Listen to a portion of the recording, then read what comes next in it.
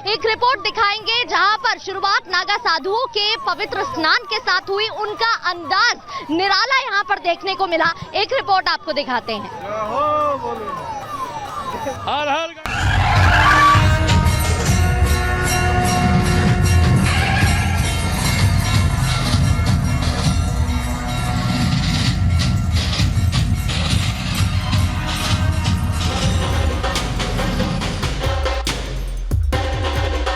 आध्यात्म, सांस्कृतिक और धार्मिक समागम का सबसे बड़ा पर्व महाकुंभ चल रहा है।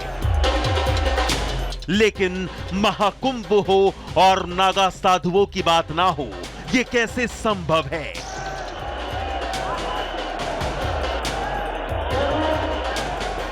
महाकुंभ का मुख्य आकर्षण पवित्र स्नान को ही माना जाता है और इसमें सबसे पहले स्नान का अवसर नागा साधुओं को दिया जाता है, क्योंकि नागा साधु हमेशा से ही कुंभ मेले में सबसे बड़े आकर्षण का केंद्र रहे हैं।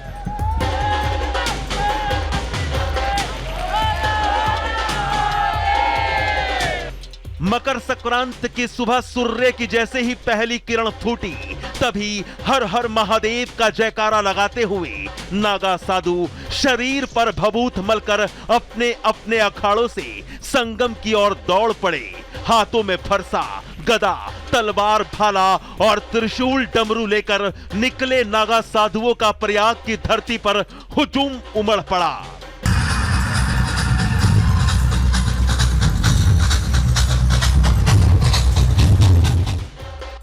पवित्र स्नान के लिए अखाड़ों से निकले कई नागा साधु घोड़े पर सवार भी दिखे।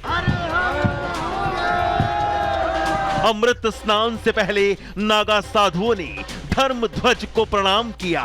नागा साधुओं ने गदा, तलवार लहराते हुए महादेव और गंगा मैया का जयकारा लगाते हुए संगम में आस्था की डुबकी लगाई।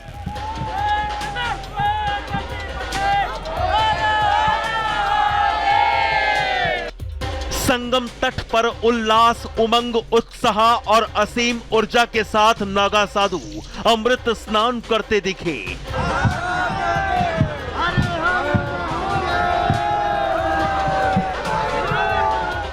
शिव के सबसे बड़े भक्त महाकुंभ में अमृत स्नान करने आए नागा साधुओं के जीवन के रहस्य को ज्यादातर लोग जानना चाहते हैं। नागा साधु मोह माया और सांसारिक जीवन से परे माने जाते हैं। शिव भक्त नागा साधुओं के बारे में यह भी कहा जाता है कि उन्हें क्रोध बहुत ज्यादा आता है।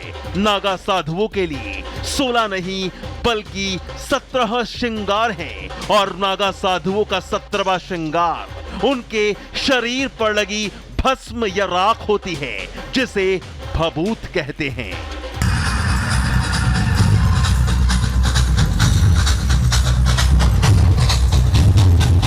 भस्म के अलावा नागा साधुओं के श्रृंगार चंदन, रुद्राक्ष माला, डडूल माला, डमरू, चिमटा और पैरों में कड़े आदि शामिल हैं। नागा साधु के 17 श्रृंगार शिव भक्ति का प्रतीक हैं। कहा जाता है कि ये श्रृंगार नागा साधुओं के आंतरिक और बाह्य शुद्धिकरण का प्रतीक होते हैं।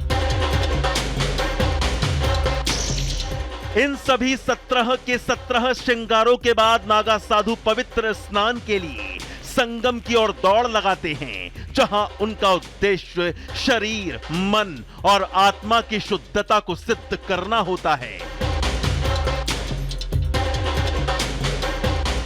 महाकुंभ में नागा साधुओं का योगदान और उनका अमृत स्नान एक अद्वितीय धार्मिक अनुभव है, जो न केवल नागा साधुओं की तपस्या का साक्षी है, बल्कि धर्म, संस्कृति और श्रद्धा का भी प्रतीक बनता है। और नागा साधु पवित्र नदी में डुबकी लगाकर अपनी साधना को पूरा करते हैं। Bureau report, Republic Bharat.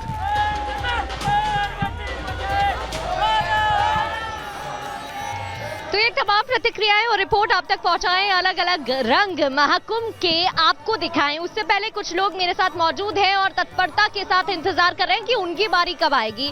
जरा बताइए, महाकुंभ में आप आए हैं, हिंदुओं को लेकर बड़ी बातें कही जा रही हैं, सनातन धर्म को लेकर कही जा रही है। जब हमने लोगों से बात की तो उनका यही कहना था कि हमें गर्व है कि हम हिंदू हैं। जी हाँ, पूरे गर्व की बात है कि सनातन धर्म में इतना पावर है। पूरे दुनिया का सनातनी यहाँ पर माँ गंगे, सरस्वती और जमुना माँ के समक्ष प्रस्तुत है।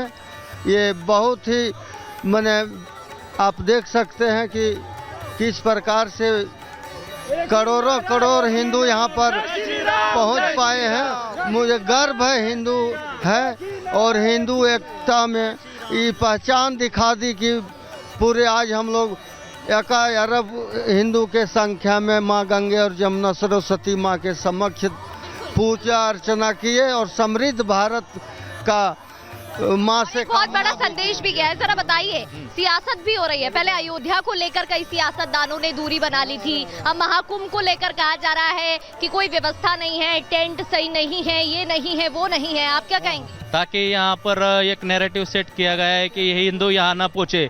लेकिन मैं मोदी जी और योगी जी को बहुत अच्छे धन्यवाद देना चाहता हूँ कि उन्होंने रास्तों की अच्छी व्यवस्था की है। संतों महंतों मंडलेश्वरों को स्नान करने के लिए अच्छी जगह बना दी है, आरोग्य की व्यवस्था अच्छी है, स्वच्छता इतनी बहुत अच्छी है। तो देखिए, यहाँ पर व्यवस्था अच्छी है, स्वच्छता है और सभी चीजों का ध्यान रखा गया है, लोगों का ये कहना है। तो देखिए, जब 144 साल बाद महाकुंभ का आयोजन किया जा रहा है, और एक बार फिर से तस्वीरें जरा देख लीजिए, लगातार यहाँ पर हेलीकॉप्टर से पुष्प वर्षा की जा रही है और उसी के साथ जितनी बार हेलीकॉप्टर आता है लोगों में जोश हाई हो जाता है। तो देखिए, 144 साल बाद महाकुंभ का आयोजन हो रहा है और लोगों में उत्साह भव्य तरीके से प्रयागराज की पावन धरती पर चल रहा है। पहले ही दिन 1.5 करोड़ से ज्यादा लोग यहाँ पर पहुंचे हैं और आप सोच लीजिए, जब पहले दिन का ये हाल है तो 44 दिनों में क्या होगा। एक रिपोर्ट आपको दिखाते हैं।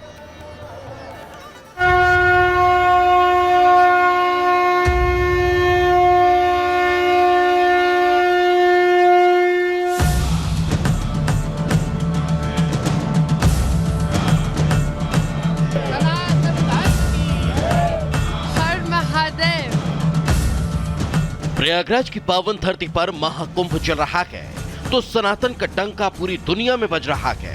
महाकुंभ में ऐसे ऐसे दृश्य देखने को मिल रहे हैं कि आपको भी एक बार के लिए यकीन नहीं होगा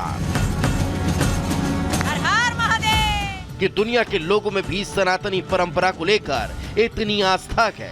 क्या अमेरिका, क्या ऑस्ट्रेलिया, क्या साउथ अफ्रीका, स्पेन और चिली से भी विदेशी श्रद्धालु महाकुंभ में पवित्र स्नान करने पहुंचे हैं। इन विदेशी श्रद्धालुओं का विश्वास है कि त्रिवेणी संगम में आस्था की डुबकी लगाने से भगवान उन्हें मोक्ष देंगे। तो विदेशी श्रद्धालु महाकुंभ की तैयारियों को देखकर प्रधानमंत्री नरेंद्र मोदी और यूपी के मुख्यमंत्री योगी आदित्यनाथ की तारीफ करते नहीं थक रहे। I know Modi's doing a great job. The yogis are doing a great Modi job. और योगी जी ने बढ़िया काम किया है बाबाओं और नागा साधुओं के Modi लिए। and Yogi, what do you know Modi? Our Prime Minister Narendra Modi. हाँ, हम मोदी और योगी जी को जानते हैं। गंगा स्नान, bathing is a गंगा. हाँ, हमने स्नान किया है, ये बहुत अच्छा है, बहुत आनंद आ रहा है। स्नान करके हम बहुत पवित्र महसूस कर रहे हैं। महाकुंभ से सनातनी एकता का जो संदेश दिया गया है, कुछ वैसी ही एकता अब विदेशी श्रद्धालुओं में भी देखने को मिल रही है। लेकिन इससे भी ज्यादा बढ़कर जो चीज देखने को मिल रही है वो है सनातन धर्म के लिए विदेशी मेहमानों में अटूट श्रद्धा। अभी आप जिस विदेशी महिला को देख रहे हैं, ये महिला कोई आम विदेशी श्रद्धालु नहीं, ये है अमेरिकी कंपनी एप्पल के को-फाउंडर रहे स्टीव जॉब्स की पत्नी लॉरेन जॉब्स, जो महाकुंभ में शामिल होने के लिए अमेरिका से प्रयागराज पहुंची है।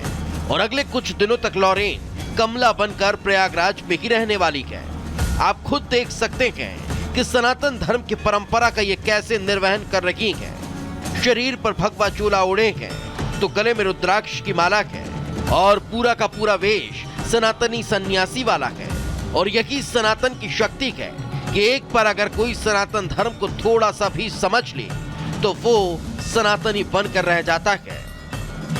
Bureau report, Republic Bharat.